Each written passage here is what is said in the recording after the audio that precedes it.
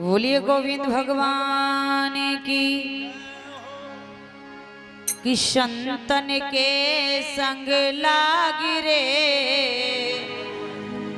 तेरी अच्छी बनेगी। संतन के संग लाग रे तेरी अच्छी बनेगी। संतन के संग लाग रहे तेरी अच्छी बनेगी।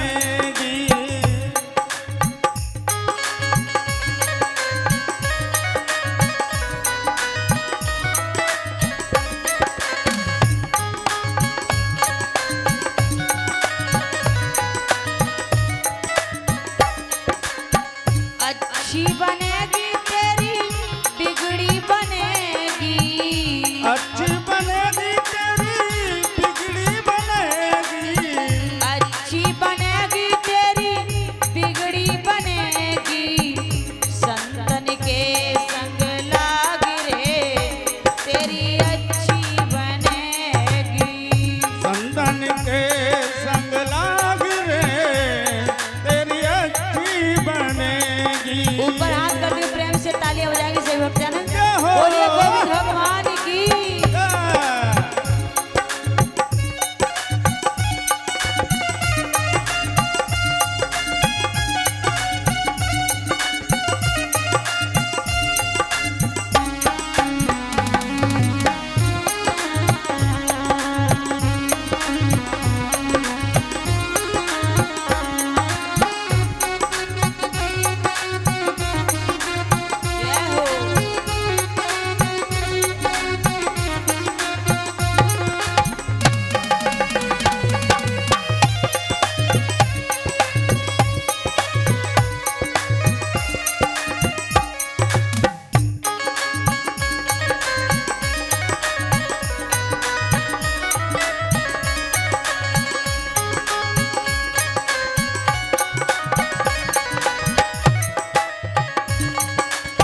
प्रभु जी की बन गई प्रहलाद जी की बन गई। ध्रुव जी की बन गई प्रहलाद की बन गई। प्रभु जी की बन गई प्रहलाद जी की बन गई। ध्रुव जी की बन गई प्रहलाद जी की बन गई। रामचरण अनुराग रे तेरी अच्छी बनेगी। संतन के संग लाग रे तेरी अच्छी बनेगी।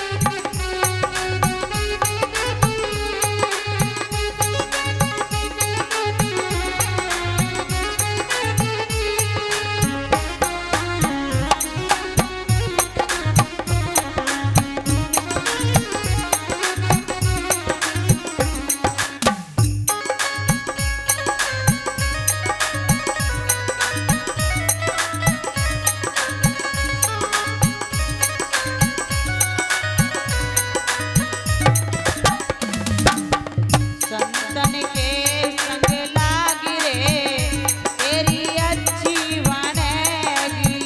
संतन के संग लाग रे तेरी अच्छी बनेगी। संतन के संग लाग रे तेरी अच्छी बनेगी। संतन के संग लाग रे तेरी अच्छी बनेगी। बोलिए गोविंद भगवान की। इधर वक्त तो जब समय बीता तो देखिए अर्जुन आज भीष्म पितामह को बाणों की सैया पर लिटा देते हैं। समय बीतता हुआ चला जाता। उसके बाद में गुरु द्रोणाचार्य सेनापति बने तो उन्होंने युद्ध किया। उनका भी वध छल से हुआ भक्तों। उनके प्राण उनके पुत्र में बसे हुए थे। तो भगवान कन्हैया ने कहा कि जब तक अश्वत्थामा मारा नहीं जाएगा तब तक ये मरेंगे नहीं। तो भगवान गोविंद ने क्या किया कि एक अश्वत्थामा हाथी को मरवा दिया और सभी ने आवाज लगा दी कि अश्वत्थामा मारा गया, अश्वत्थामा मारा गया। गुरुदेव सोचने लगे कि अश्वत्थामा मेरा पुत्र मारा गया, पर उन्होंने किसी पर विश्वास नहीं किया। सोचते हैं और कहने लगे अगर धर्मराज युधिष्ठिर कह दे कि मेरा पुत्र अश्वत्थामा मारा गया तो मैं अपने शरीर को त्याग दूंगा, पर ऐसे हम विश्वास नहीं कर सकते। तो युधिष्ठिर से भगवान गोविंद ने कहा कि आप कह दो कि अश्वत्थामा मारा गया। धर्मराज कहते हैं कि हम झूठ नहीं बोल सकते। भगवान कहते तुमसे झूठ बोलवा कौन रहा है? ये कौन है कि अश्वत्थामा हाथी मारा गया? ये थोड़ी नहीं हम कहलवा रहे कि अश्वत्थामा मारा गया। तो धर्मराज युधिष्ठिर जैसे ही पहुंचे सामने, थोड़ी दूरी थी, तो उन्होंने कहा कि गुरुदेव अश्वत्थामा हाथी कह पाए तब तक गोविंद ने शंख बजा दिया। हाथी पूरा नहीं कह पाए तब तक शंख बज गया। वो समझते हैं कि युधिष्ठिर कह रहे हैं कि अश्वत्थामा मारा गया, और उसी क्षण उन्होंने अपने शरीर का त्याग कर दिया। एक एक करके उस कुरुक्षेत्र में सभी मारे जाते हैं, यहाँ तक कि दुर्योधन के 99 भाई वो भी मारे गए, कर्ण जैसा मित्र भी मारा गया, कोई भी नहीं बचा भक्तों। 2-4 लोग शेष रह गए।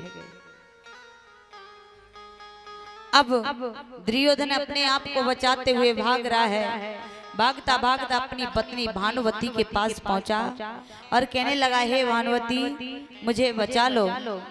तो भानुवती कहने लगी महाराज तुम्हें तुमने पहले ही समझाया था, पर आप मुझे ये बताएं कि हमारा पुत्र तुम्हारे साथ गया था वो कहाँ है?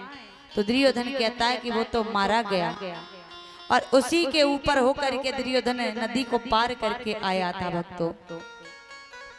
उसका दाग संस्कार करने के बाद भानुवती के पास आया तो भानुवती कहती है महाराज अब मेरे पास तुम्हारे लिए कोई स्थान नहीं है।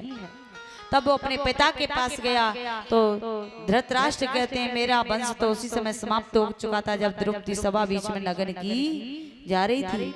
मेरे पास तुम्हारे लिए कोई सहायता नहीं है जो मैं कर सकूं। तब वो अपनी माता गांधारी के पास गया तो गांधारी ने कहा पुत्र एक उपाय है जिसके कारण मैं तुझे बचा सकती हूँ। बचपन से लेकर के आज दिन तक मैंने भोलेनाथ की तपस्या की है और मेरे शरीर में इतनी शक्ति है, अगर तू मेरे सामने नग्न अवस्था में आएगा और मैं अपनी पट्टी को खोल के ये दृष्टि तेरे ऊपर डालूंगी तो तेरा शरीर शक्ति के द्वारा वज्र का बना सकती हूँ। तू एक काम कर, नग्न अवस्था में मेरे पास आना और मैं तेरा शरीर वज्र का बना दूंगी, उसके बाद तुझे कोई मार नहीं पाएगा। उसने कहा ठीक है। दुर्योधन वहां से लौटा तब तक गोविंद का आना हुआ और जैसे भगवान कन्हैया आए तो गांधारी ने श्राप दे दिया, हे केशव हे माधव आप चाहते तो मेरे कुल को बचा सकते, लेकिन आप ने मेरे सारे कुल का विनाश करा दिया। मैं तुम्हें श्राप देती हूँ जिस प्रकार से मेरे कौरव वंश का विनाश हुआ और मैं खड़ी खड़ी देखती रही कुछ कर ना पाई, ऐसी तुम्हारे वंश का युद्ध वंशियों का विनाश होगा और तुम खड़े खड़े देखोगे पर तुम कर कुछ नहीं पाओगे। ये गांधारी का श्राप है। अब भगवान कन्हैया वहां से लौटे तो भक्तों दुर्योधन से आमना सामना हुआ। उन्होंने देखा ये नग्न अवस्था में, कन्हैया समझ गई यदि आज ऐसा पहुंच गया तो भीम की जो प्रतिज्ञा वो पूर्ण नहीं हो पाएगी। भगवान ने आज ऐसी चाल फेंकी कि उसकी बुद्धि को पलट दिया और कमर पे केले के पत्ते बंधवा दिए और जैसी पत्तों को बांध के वो गांधारी के पास गया। गांधारी ने पट्टी खोली और जैसी दृष्टि उसके शरीर पर डाली सारा शरीर उसका वज्र का हो गया, लेकिन जितने अंग में केले के पत्ते थे वो अंग कच्चा रह गया। तब माता ने कहा पुत्र अभी भी तुम मारे जा सकते हो, इसलिए एक काम करो व्यास सरोवर में जाओ और जल मंत्र का जाप करना। आज की रात्रि निकल के मत आना, कोई कितना भी कुछ कहे गाली दे कुछ भी बोले पर निकल के मत आना। कल का समय वो है, कल के बाद तुझे कोई मारेगा तो कोई मार नहीं पाएगा, पर आज की रात्रि रुके रहना, क्योंकि महाभारत की वो 18वें दिन की केवल रात्रि शेष रह गई थी। 18 दिन तक महाभारत हुआ था महाराज। तो रात्रि शेष थी। गांधारी ने कहा कि व्यास सरोवर जाओ, जल मंत्र का जाप करना, आज की रात्रि निकल के मत आना। दुर्योधन गया, व्यास सरोवर में जल मंत्र का जाप करने लगा। भगवान कन्हैया आज चाल फेंकते हैं, 5 पांडवों को लेकर के व्यास सरोवर पहुंचे और ऐसे ऐसे शब्द कहलवाए जो दुर्योधन पे सहन नहीं हुए, निकल करके बाहर आ गया। और उसी क्षण दुर्योधन और भीम में गदा युद्ध हुआ। एक ही गुरु के दोनों शिष्य हैं, बलराम के, और गदा युद्ध में दोनों निपुण हैं। जब तक महाभारत चला तब तक बलराम तीर्थ यात्रा के लिए रहे, और जब महाराज महाभारत समाप्त हुआ, गदा युद्ध चल रहा था, उसी बीच बलराम आ गए, गदा युद्ध देख रहे थे। भीम गदा मारता है, गदा आवाज करके हट जाती है, दुर्योधन मारता है तो भीम धरती पे गिर जाता है। भीम कहता है कन्हैया, हम बड़े ही मन से महाभारत का युद्ध, गदा युद्ध कर रहे हैं, पर हमारी जीत नहीं हो रही है, हम करें तो करें क्या। भगवान कन्हैया कहते मन से युद्ध तो करते हो पर मेरी तरफ ध्यान नहीं देते, अगर मेरी तरफ ध्यान दो तो तुम्हारी जीत हो जाए। ठीक है, जैसे दोबारा से फिर गदा युद्ध में उतरे तो भगवान कन्हैया ने जंगा का इशारा किया, और जैसी इशारा पाया तो देखते ही देखते भीम ने दुर्योधन की दोनों जंगाएं तोड़ दी।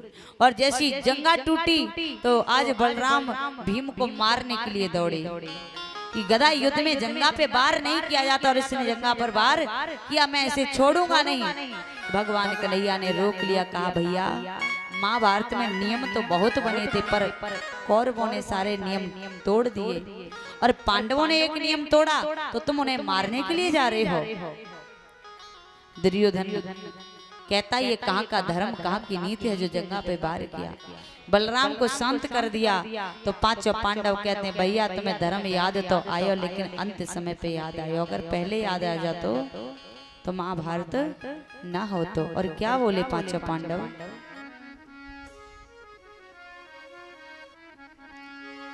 आरी आई तो यादी धर्म की, और अंतिम समय पे आई यही याद पहले